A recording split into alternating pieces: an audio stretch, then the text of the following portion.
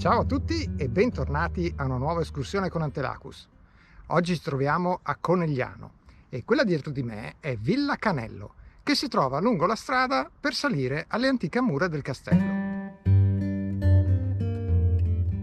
Qui c'è un grande parcheggio dove si può lasciare l'auto. Vi porteremo a vedere il castello di Conegliano, uno dei tanti tesori del Veneto. E proprio di fronte, da quella parte un nuovo sentiero che si chiama il Sentiero della Porta del Soccorso,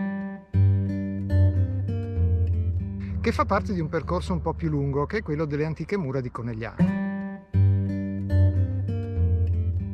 Fa parte dei percorsi dell'UNESCO, in particolare è il 33esimo Tour UNESCO.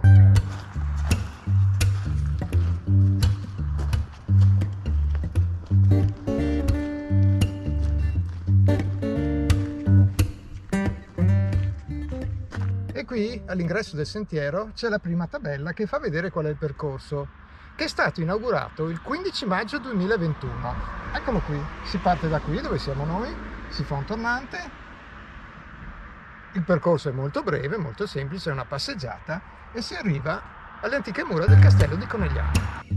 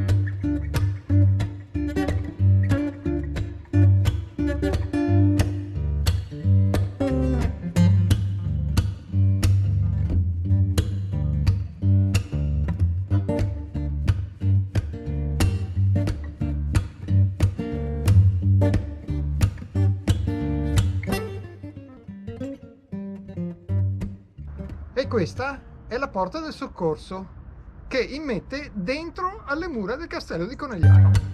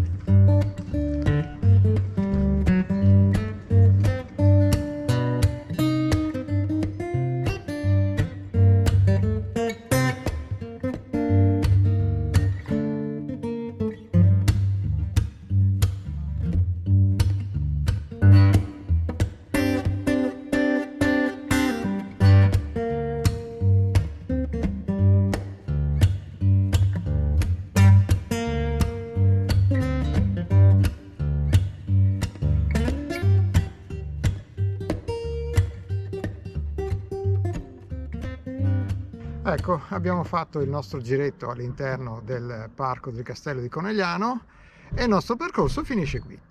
Il castello di Conegliano è un tesoro del Veneto e arrivare qui per questo percorso era veramente molto gradevole, la tipica passeggiata domenicale di un'oretta circa.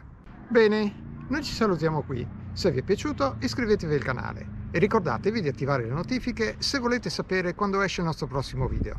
Se invece volete vedere le foto con tutta la descrizione dettagliata dell'itinerario, allora abbiamo anche un blog e le parole chiave sono sempre le stesse: Antelacus Autos.